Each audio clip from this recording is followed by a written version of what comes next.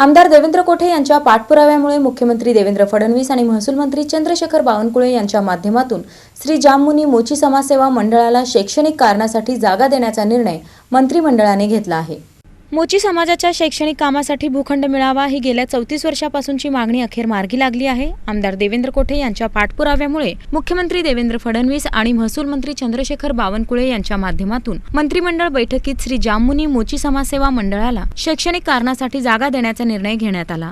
सदर बाजार येथील माध्यमिक शाळेसाठी आरक्षित 3910 चौरस मीटर जागेपैकी 2346 चौरस मीटर क्षेत्र प्रचलित बाजार मूल्याच्या 20% रक्कम घेऊन कब्जे हक्काने तर 1546 चौरस मीटर क्षेत्र क्रीडांगणासाठी वर्षाला 1 रुपया नाममात्र दराने 30 वर्षांसाठी भाडेपट्ट्याने देण्यास मान्यता देण्यात आली आहे। शासनाने यासाठी विविध अटी व शर्ती घातल्या आहेत। या निर्णयामुळे मोची समाजातील गोरगरीब विद्यार्थ्यांच्या शिक्षणाची सोय होणार असल्याने समाजाच्या वतीने आनंद व्यक्त करण्यात आला। देवेंद्र फडणवीस, चंद्रशेखर बावनकुळे आणि देवेंद्र कोठे यांचे समाज बांधवांनी आभार मानले। मोची समाजाच्या सर्वांगीण विकासासाठी प्रयत्न करण्याचा शब्द विधानसभा निवडणुकीत दिला होता। हा निर्णय म्हणजे त्या शब्दपूर्तीतील महत्त्वाचा टप्पा असून समाजातील विद्यार्थ्यांच्या उत्तम शिक्षणासाठी शासनाकडून आवश्यक मदत मिळवून देऊ अशी भावना आमदार देवेंद्र कोठे यांनी व्यक्त केली।